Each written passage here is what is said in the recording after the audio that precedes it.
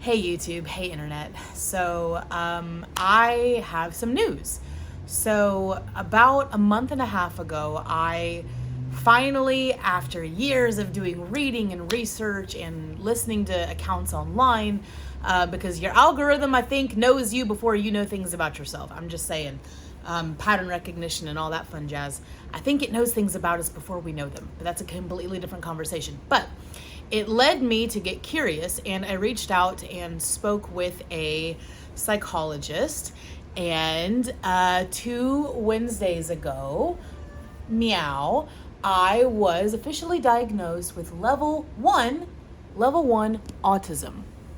So I am 32 years old, and I am an autistic woman. And I did not find that out until 2 weeks ago. And the reason I went and sought out a diagnosis is because I had been struggling pretty badly with my current job. Not because the job is particularly hard or anything, but just because I was work from home for 3 years. I'm going to move the cat.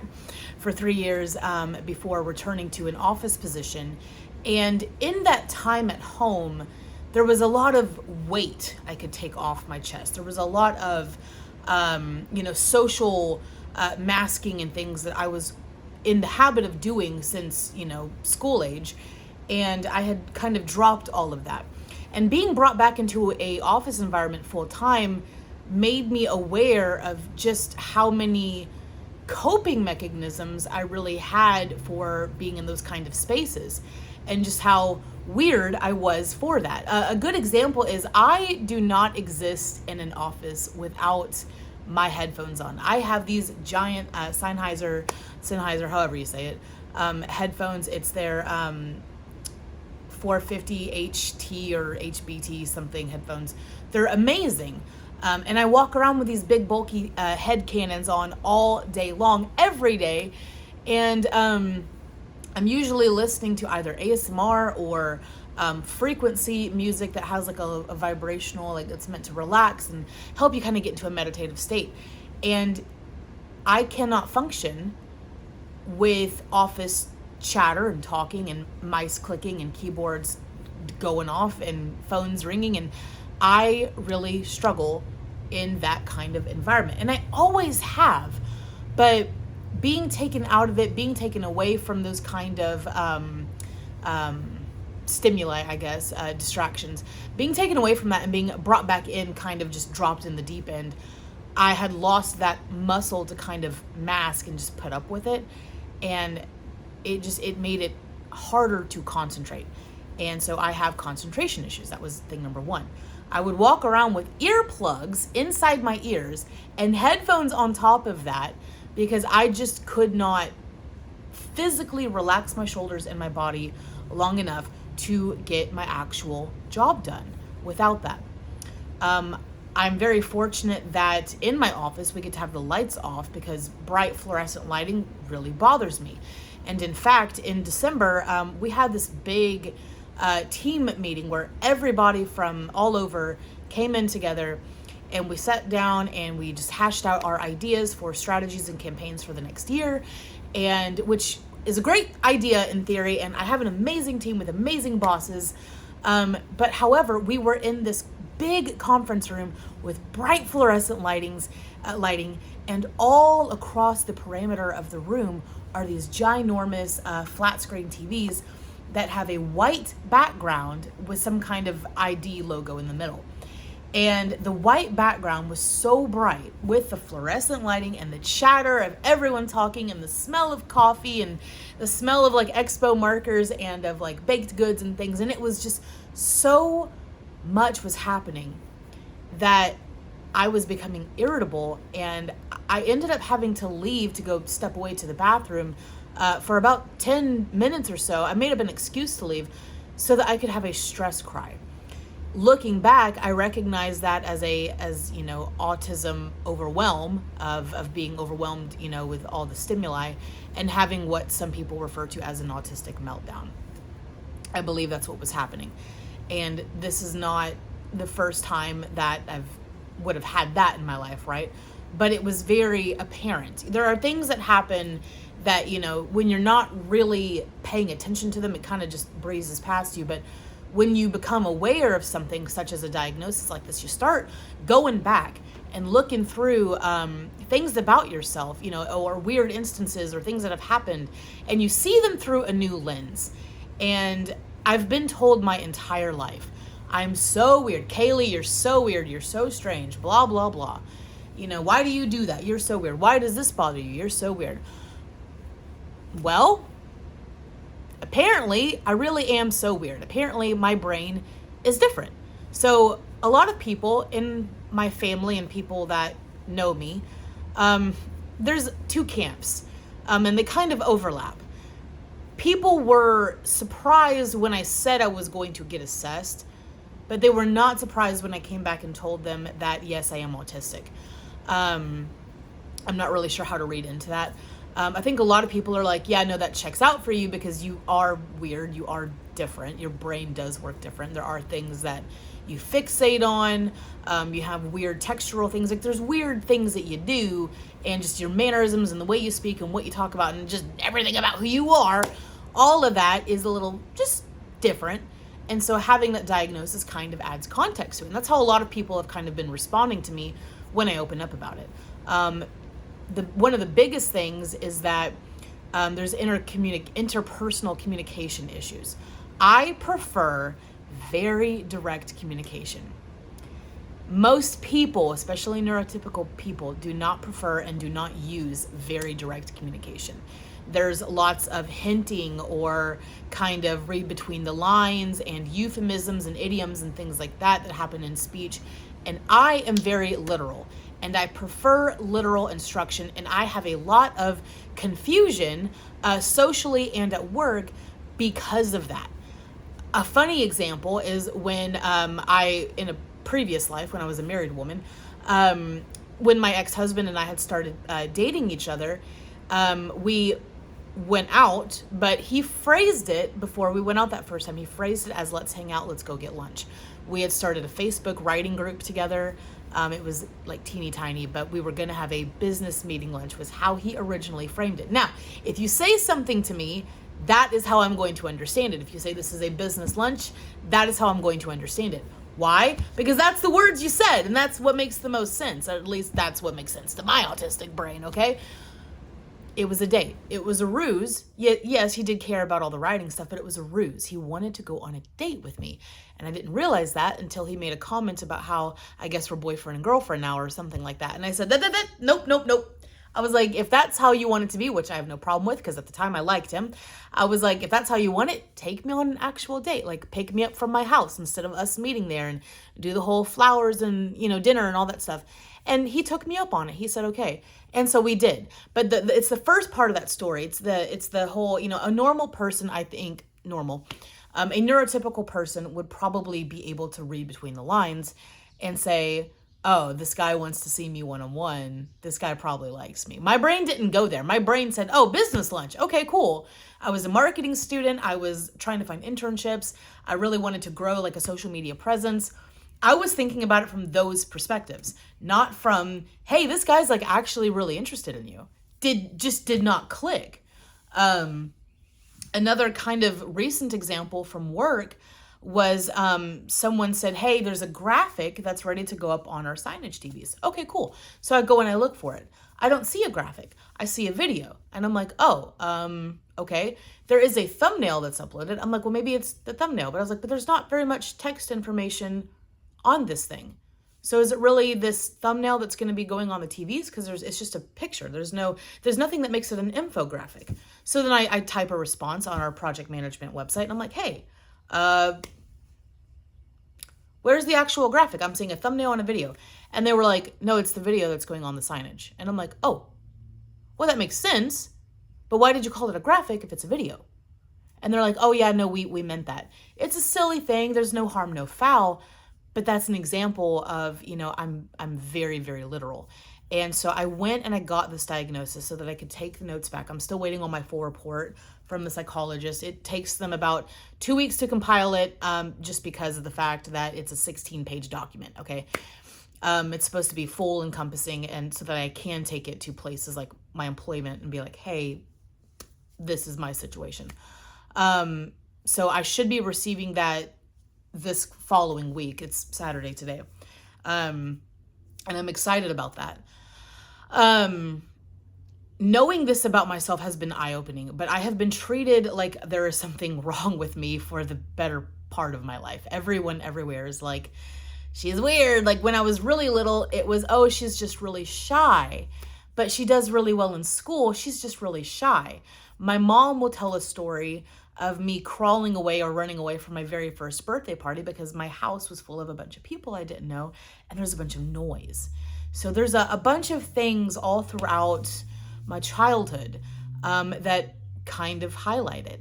But because I'm female and it hasn't been as readily documented or explored in girls and women as it has in boys and men, it's not understood to be an issue or a thing. I don't think autism is an issue or a disorder, if I'm honest, but it's a thing that people think typically applies to boys more so than girls, and that's just not true. It's just understudied. I could have an entire conversation about how we don't spend enough time understanding like women's health, women's bodies, women's brains, like everything from all of medicine and drugs and everything. It's all trialed and tested on men. Like so we're not part of the equation. So it makes sense that something like this, yeah, of course they're gonna not see it in me because I can blend in, I can mask better than autistic boys. And autistic boys probably gonna have more of a meltdown whenever he gets overwhelmed or overstimulated. Whereas a person like me, I can mask and operate the way that I'm expected to in a social situation for the most part. You kind of observe other people. And I can remember observing the hell out of the girls in my middle school. I'd done really good on a standardized testing score and went from like level normal classes to the gifted and talented program in my 6th grade. And I remember being in this new group of kids, recognizing right off the bat, these kids were smart. These kids were very talkative. They were the cool kids. They were the awesome kids. And I was like, I want to fit in with these guys. I want to try to make friends if I can and be like them. And I can remember specifically the first day of 6th grade sitting there being like, I need to watch them and see what they laugh at and see what they think is funny. And I need to see how they talk and how they interact. And I noticed how, they would say good morning to each other. And they would say, oh, how are you doing today? And they would compliment each other. And there was, kind of this mature conversation that I didn't see in previous classes. And that kind of became my blueprint for how I would carry myself in that class and in school going forward. And I did make a lot of friends, and I had a few friends prior to that, but I started to really grow once I got into the gifted and talented and then pre-AP AP classes. I made friends with a few people, and one of them, a girlfriend of mine, was actually, we were so close in high school and we fell off as people do. And a couple years ago we reconnected, and she's probably the reason why I went and did this, because she let me know that she was diagnosed with autism. And I just remember thinking, we are so similar. If she has it, the odds are that I have it too. I have struggled with all the things that people talk about, the not wanting to make eye contact with other people, the preferring of direct conversation, the struggling with conversation, especially small talk, the needing extra processing time to answer a question. The amount of times I used to get screamed at by family members and by teachers and whoever because I couldn't just respond. I'm like brain going, not ready to put out words yet. Brain still going. Not slow, just considering carefully words. Words matter to me. I'm a writer. That's what I do. I've always been a writer. Been an artist, been a writer my whole life. And words are very important to me. And so because of that, when I go into my little trinket box of words, I tend to choose them rather carefully because I want them to really represent the feeling and the idea that I wish to convey. So that's part of my directness, is that I want whatever directness I have to be effective, right? And so like a lot of autistic people, I have a very strong sense of morality and justice. I can be very black and white about that. Like if I think right is right and wrong is wrong, and I will adhere to that 99% of the time. There are a few, exceptions, right? But, there is that. And at the same time, I also don't prefer to limit myself with absolutes. So when I am speaking to someone, I'm not going to, I'll phrase things as, oh, well, I believe this, or yes, I believe so with blah, blah, blah. I kind of leave a little wiggle room. And that, both of those are kind of, typical for autistic personality types. Very strong and intense emotions, intense special interests and hyperfixations. I definitely have that. Definitely have hyperfixations. Definitely have special interests. When I was little, it would have been, when I was in middle school, my special interests would have been Egyptian hieroglyphics, the cartoon Yu-Gi-Oh, which is kind of where that came from, alchemy, the concept of alchemy, the concept of the Philosopher's Stone in general, which I got that from the more adult anime that I probably shouldn't have been watching at 12, Full Metal Alchemist, the original, not Brotherhood, that had not come out yet. But those shows, while I was obsessed with those shows as well, I was also obsessed with the topics that they brought up. So those were special interests of mine. I was also very heavily into anime and manga as just a general thing. Then I got a little bit older and I got into college, and my special interests were kind of went back to drawing and was really into like YouTube and like horror stories, narrated stories on YouTube and stuff like that. That was a big thing of mine. Social media in general became a big thing of mine because of my degree. I went to school for marketing. So I had a fixation on that. And that led to more specific fixations, which I typically just refer to now as politics or economics. But it gets a little bit more niche than that. It's not just politics and economics. Like I have a span of knowledge about those things in a variety of different subcategories, because that's just what my brain likes. I will sit there working on art for hours at a time, listening to people talk about, property tax scams, because that's fascinating to my brain. And then what I do, what a lot of autistic people do, is I will info dump. My parents and certain friends of mine will say, oh my God, she was so quiet at school, but she's so talkative when she has something to say. And that's me info dumping. That's me sharing. That's me pair bonding with other people, opening up and wanting to be silly and zany and entertaining and all these things to the people that I'm comfortable with, but not liking mixed company and not liking people that I'm not familiar with. I was always described as being very shy, like I mentioned, but I will tell you, and I've always been this way, I think, but it's the social ostracization, blah, blah, blah. It's that factor that I think kind of kept me from really, being more interactive with other students and kids. But I don't think I've ever been a shy person. I think I've learned social fear because I always knew I was different. I was always different. I was different not just because of the autism, but because, I was the chubby girl in school. I was also the tallest kid in my school up until 5th grade when all the boys started to grow. I was different, Personality was different. The way I dressed was different. Everything. And so even though I wanted to fit in, I couldn't blend in to save my life. And so because of that, I know I've used the term weird here a little bit to jokingly refer to myself, but I actually really hate being called weird.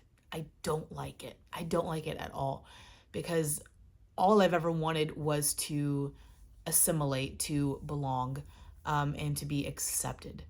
I had someone point that out to me recently, and not in a nice way. He was trying to make a dig at me, trying to make it seem like I was desperate for approval. That's not the same thing as wanting to be accepted, though. There's lots of degrees of separation there. Like, I wasn't just wanting it from anyone, but I did want a sense of belonging, and I think that is normal for any human being. A lot of autistic people will report feeling very lonely or misunderstood.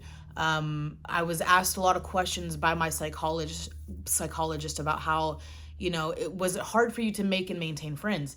Yes. Is it still hard for you? Yes. It is. And it's just because I wear my heart on my sleeve. I'm very intense, and that's a lot for people.